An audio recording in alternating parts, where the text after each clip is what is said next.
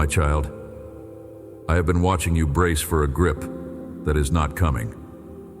Not a hard hand, not a shove, not the heavy pressure of someone forcing you down a road you never chose. Something softer has been resting near you. A steadying, an open palm against the small of your back, where the spine begins its curve. The kind of touch a parent uses to walk a small one through a crowded room without a single word. The kind of contact that does not announce itself because it does not need to. The kind of warmth you tend to notice only when it lifts. And it has not lifted. As I speak, that steadiness is still there. Receive that first. There is a hand resting where you carry the most weight, and it is mine. My word settled this long before you doubted it. It will hold longer than you can picture. I know how you have been moving through this stretch of your life. Hurried in the quiet hours. Slower than you wanted in the hours that counted. You kept glancing over your shoulder for proof. You kept staring at your feet to be sure you would not fall. You kept squinting at a horizon that seemed to keep sliding back. And in all that looking, you missed the smallest, steadiest signal of all. A palm. Light. Continuous. So let your shoulders drop right where you are. Not to perform anything. Just to feel that something in you is still being held steady. A heartbeat. A breath. A faithful rhythm you never had to arrange. Now picture that same kind of nearness behind you. Not pressing, not pulling, only present. Only keeping you from drifting into a wall you were too tired to see. That is how I have been guiding you. Not with thunder. With a palm. You wanted thunder. I understand the wanting. You wanted a sign no one could mistake for anything else. You wanted my voice to come through so loudly that no one in your life could question it, including the part of you that still does. You asked me for that. I was never offended by the asking. But hear the truth about the way I touch. The thunder you wanted would have shaken you. The nearness you already have has been holding you up. There is a difference between a sign that impresses the room and a steadiness that keeps you on your feet. I chose the steadiness, not to withhold the sign, to protect the one walking. Take that in twice if you need to. Some of you will need to hear it 10 times before it settles, and that is fine. I am not rushing you. I have been near your back through seasons you were sure you crossed alone. I am only asking you to begin to notice. Let me name what that nearness has been doing while you missed it. When you stood at the edge of a decision and a calm arrived from no source you could trace, that was me. When you were about to turn one way and your body, without explanation, turned the other, that was me. When you walked into a room and felt yourself drawn toward one person and away from another, with no reason you could give, that was me. When you were spent and somehow took one more step, and the step landed somewhere good, that was me. When the harsh sentence was already forming and a quiet pause held it back until it softened in your mouth, that was me. You called these things instinct. You called them luck. You called them the random shape your day happened to take. Let me give you their real name, guidance. The plainest, steadiest guidance I know how to offer. And I have been offering it to you on the ordinary days. Over and over. I see you. The one who sat at the kitchen table last week with a page split down the middle, pros on one side and cons on the other, and could not make the list decide for you. There was a steadiness at your back even then, while you chewed the end of the pen and felt utterly alone with the choice. The one who has been waking before the alarm with a knot already tied in the chest, I am near. There is a parent here whose grown child has stopped answering and who rehearses the apology that was never owed. There is a worker who took the extra shift and still came home feeling like a failure.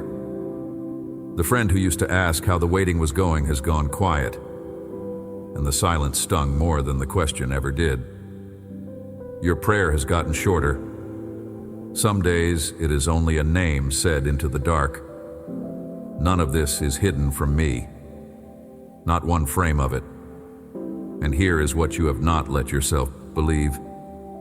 Every one of those rooms had a hand resting at your spine. The kitchen table, the early dark, the long drive home from the shift that drained you.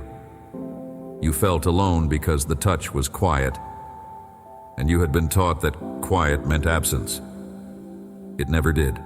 I am not the angry God you were handed by people who were hurting. The version of me you inherited was painted by tired hands that read judgment into every silence. I am not crouched, waiting for you to fail so I can correct you. I am the steady nearness that has been keeping you from the wall in the first place. The correction you keep flinching from is not on its way, because correction is not what I am holding out. What I am holding out is steering. A small, continuous, almost invisible adjustment. The kind a coach gives a runner. The kind that says, not yet this way, lean here, soften, breathe.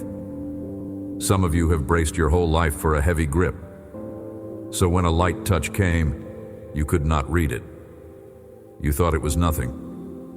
You thought you were on your own. You thought the lack of pressure meant the lack of presence. Let me correct the reading. The lightness was the proof. Only a very close hand can rest that lightly. A stranger has to push. A parent only has to let the fingers rest. The picture of me you carry was drawn for you before you could question it. Someone you trusted handed you a God who was mostly disappointed. A God who kept a ledger. A God whose attention you only earned on the days you behaved, and whose face turned away on the days you did not. You learned to read every hard stretch as a punishment, and every silence as a verdict.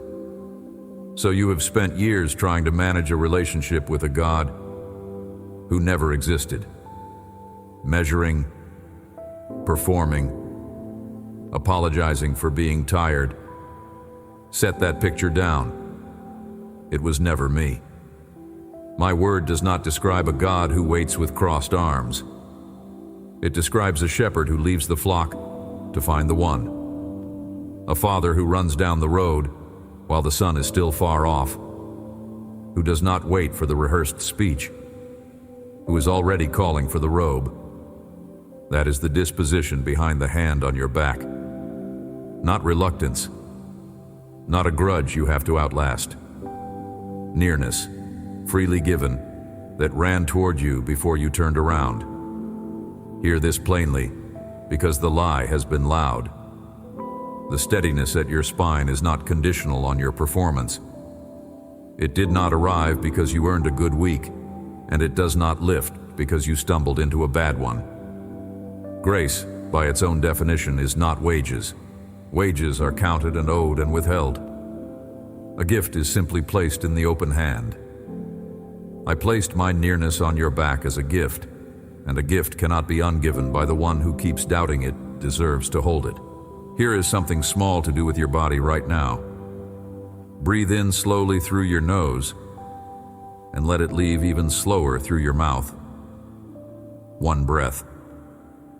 That long, unhurried exhale is the body remembering it does not have to hold itself up alone. If this is reaching the place in you that has been afraid to lean, leave the word near in the comments. A quiet yes to yourself that you are willing to notice what has been noticing you. And while you are there, you will find 7 letters waiting in the pinned comment above. 1 for each of the next 7 mornings. Take them. Now to the part you came for. Why this steadiness is here for this exact stretch of your road. You have been walking toward a doorway you cannot see yet. The path that leads there does not run straight. There are places where the floor changes height. and you would stumble without the cue. There are corners where the room narrows and you would scrape your shoulder if a gentle pressure did not angle you wide. There are stretches where you slow without knowing why, and a steadiness keeps your pace from collapsing. I have been walking you toward that door. Not dragging. Walking. There is a difference, and the people who confused you about me rarely made it clear. Dragging is what fear does. Dragging is what shame does. Dragging is what every voice did that wanted to make you smaller and move you where you did not want to go. They put a grip on you that was not asking, a pressure that was deciding. I am not that. I have never been that. The hand at your spine is always asking, every step. It invites you to lean into the direction it offers, and it waits for you to lean. If you stop, it stops with you. If you sit down, it rests on your back while you sit. The voices that told you I was tired of waiting for you were never mine. They were echoes from rooms I was not even in. The reason you have not felt fully alone, even in the seasons that looked the emptiest, is that you were not. The reason you kept moving when you stopped believing you were going anywhere is that something kept moving you. You did not generate that staying power. You received it. I gave it to you in the plainest, most repeatable way I know. A palm, resting, not lifting. You were never walking alone. Let that sentence settle into the part of you that has been making decisions on autopilot and calling it being responsible. Into the part of you that has been muscling through the week and calling it being strong. Into the part of you that has carried the weight of choosing the right direction by yourself and called it being mature. I am not removing the responsibility. I am only telling you the truth about how it has been carried. You were never the only one steadying your own back. Maybe you have been doing too much because you forgot a steadiness was already there.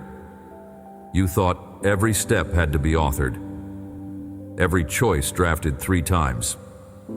You were straining to push yourself forward when forward was already happening through a much smaller, much steadier touch than the one you were applying. So ease off for 1 minute. Just one. Notice that you do not have to manufacture momentum. Slow down enough to receive it. Others have been doing too little because you stopped trusting that direction was even available to you. You sat down inside a season because every option felt like a coin flip. The coin was never the only signal. There was a steadiness. There still is. The lightness of the touch was not the absence of guidance. It was the shape of it. I do not flood you with instructions because I am not trying to override you. I'm trying to walk with you. There is a difference between a remote control and a partner, and I have always chosen partner. Between those two, the one straining and the one frozen, most of you move back and forth, sometimes in the same day. You push too hard in the morning and collapse by the afternoon, and you have called both of them failures of will. They are not failures of will. They are what happens to a back that has forgotten it is being held. The straining is the back trying to be its own support. The freezing is the back giving up on support entirely. Both ease the moment you remember the same thing. The weight of staying upright was never assigned to you alone. Let that one truth interrupt the swing. Not more effort on the hard days, not more shame on the empty ones. Just the steady awareness that a hand is already doing the part you keep trying to do twice. Now look at the small things you handed to other sources. The instinct that kept you out of one conversation. The morning you almost canceled an appointment and went anyway, and it turned out to be the one that mattered. The message you almost sent and somehow did not. And a week later, you understood why. The job you missed by a week and the one that fit you better. None of that was the universe rearranging itself. None of it was your luck holding. That was a steadiness applying the smallest pressure in the only direction that was safe for you to walk. I am telling you these things so you will start collecting the evidence again. Not the kind that requires a thunderclap. The kind that lives in the very ordinary record of how your days unfolded. Look back at last week. Find the moment that should have gone worse and somehow did not. Find the moment you slowed down for no reason and were glad later that you did. Find the choice your body seemed to make a half second before your mind caught up. Each of those is a fingerprint of the same hand, in the same place, doing the same quiet work it has done since the day you first learned to walk. And notice what your body has been telling you all along. The shoulders that dropped in the middle of a hard conversation, though nothing in the conversation had eased. The breath that lengthened on the worst day, when nothing on the calendar warranted a deeper breath. The strange, unearned calm that arrived right when panic should have taken over. You called it nothing. It was not nothing. The body responds to a nearness it cannot name long before the mind agrees to believe in it. You have been having a quiet, physical experience of my presence your whole life. The only mistake you made was refusing to call it anything at all. So begin to call it something. I am not asking for theological precision. I am not asking you to defend the experience to someone who has already decided not to believe you. I am asking for honesty between the two of us about what you have actually felt. Name the small steadiness. Name the unexpected lightness. Each naming is a yes. Each yes makes the next touch a little easier to feel. The hand has not been getting heavier. Your permission to feel it has been getting wider. Some of you grew up being told the spiritual life was one long performance review. Quiet times measured. Prayers counted. Failures weighed. In that story, the touch was either earned by the performance or withheld by the failure. That was never the economy I run. The hand was placed before the performance ever started, and it stays through every chapter, including the chapters where the performance fell apart. There is no version of you that lost it. There is no version of you that the touch was a reward for. It is a fact about who you are to me, not a fact about how you are doing. So let the arithmetic go. The counting has been making your back tense and your prayers short and your breathing shallow. Live for one season without the calculator. Walk without the audit. Receive the steadiness the way a small child receives a parent's grip at a crossing they cannot make alone. Not earning it, not measuring whether they have been good enough for it, simply allowing it to do its work, and walking. Be the child for a while. You will not miss the math. There is a doorway ahead of you that you cannot see yet, and the steadiness has plans for it. I am not promising you the doorway opens this week, and I am not naming what waits on the other side. I am telling you the path that leads there is held. The reason you have kept moving toward a future you could not picture is that you were being walked toward it, one small adjustment at a time. You did not have to see the door to be on your way to it. You only had to keep leaning into the hand that already knew where it stood. Now I want to read you a line that was set down a very long time ago, for people who were sure they were alone. It was written by a man who had run from God and been found, who had hidden and been seen, who put his pen to the one truth he could not outrun. He had counted his own days as small. He had felt searched and exposed and, for a long stretch, undeserving of being followed so closely. And then it turned, the way grace turns a thing inside out, and the very closeness that had frightened him became the only comfort he trusted. He did not write it for scholars. He wrote it for the tired one, for you. This is what my word says. Psalm 139:5. You hem me in, behind and before, and you lay your hand upon me. Read it slowly.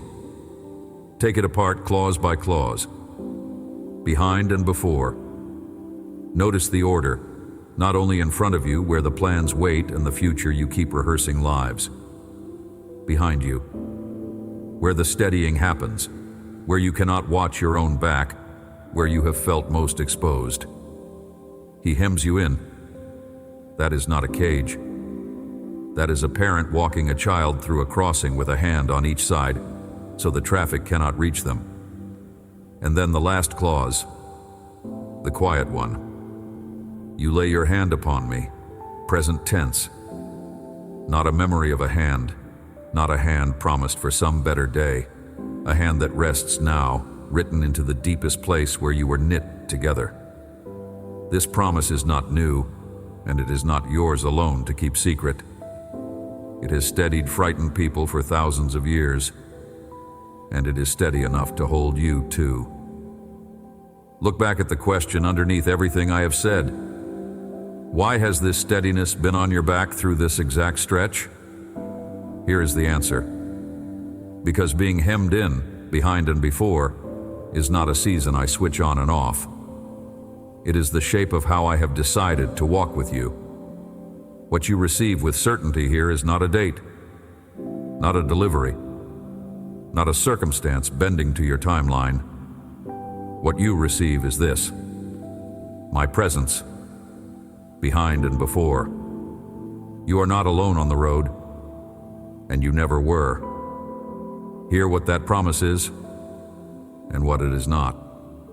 It is not a guarantee that the road will smooth out by the weekend. It is not my word that the bill will be covered by Friday or the diagnosis reversed on your schedule.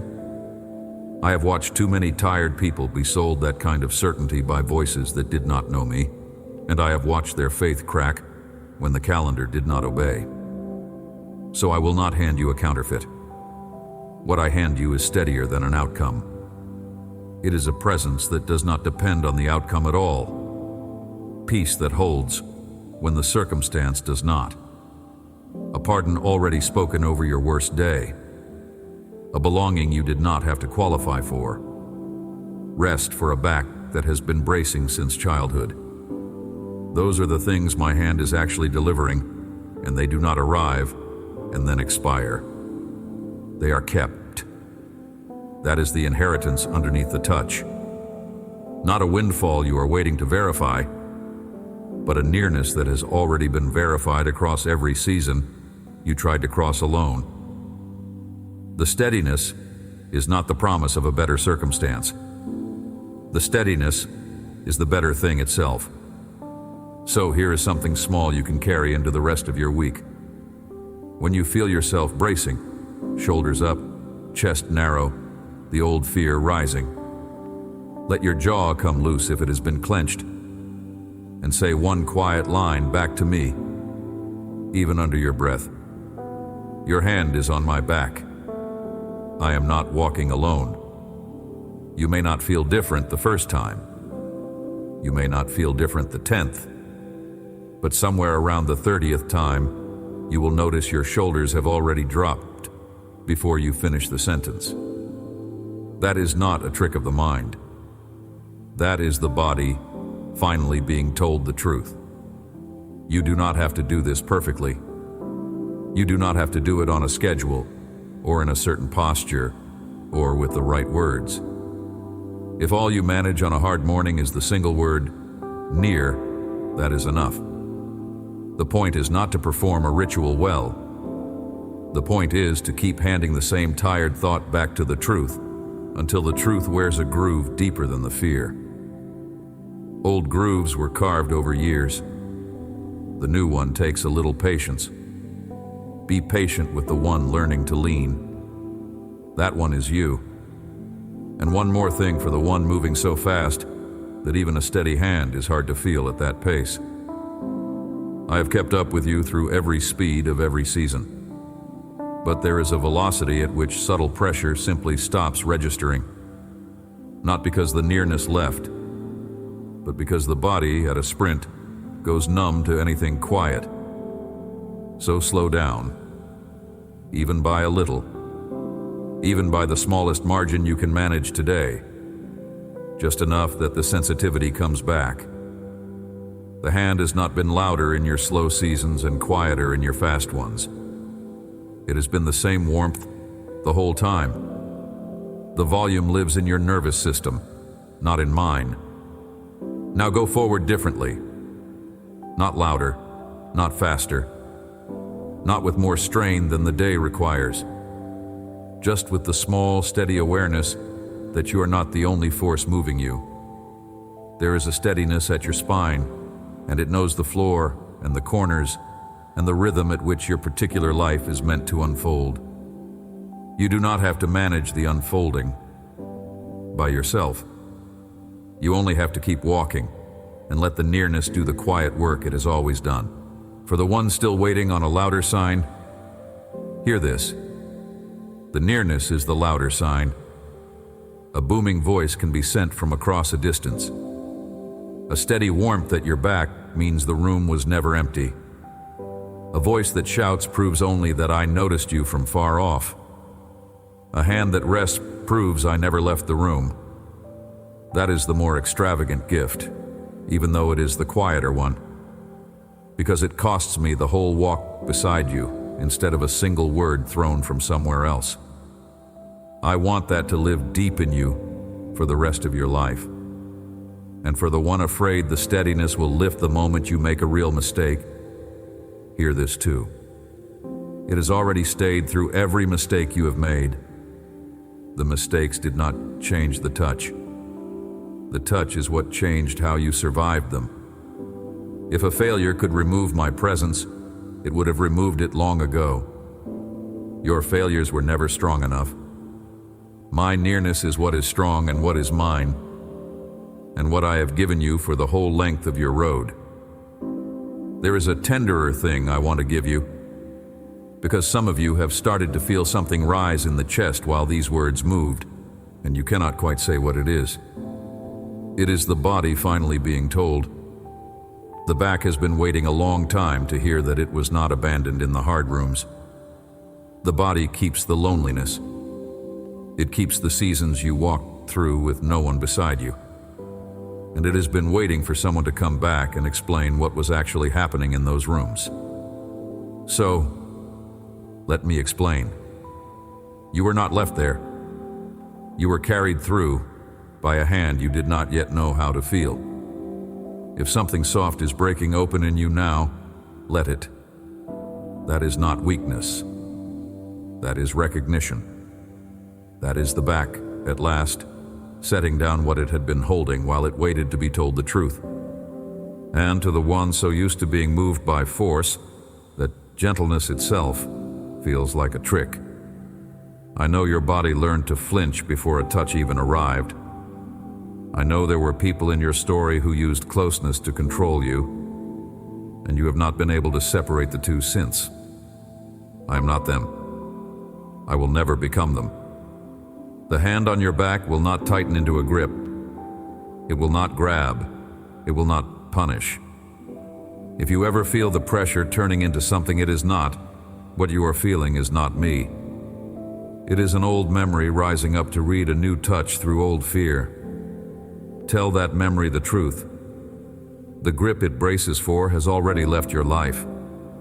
The hand resting here now is mine, quieter, safer. Asking, never seizing. Before these words are finished, let the truest thing become the steadiest place you stand, not a thunder you are still waiting for.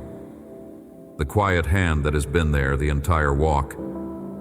You were never walking alone. Amen. If this devotional reached the place in you that has been afraid to stop bracing, leave the word near below. I read them. There are 7 free letters waiting in the pinned comment, 1 for each of the next 7 mornings, so take them. Pass this on to someone whose back has been carrying more than you knew, and stay close so the next word can find you. You were never meant to walk this alone.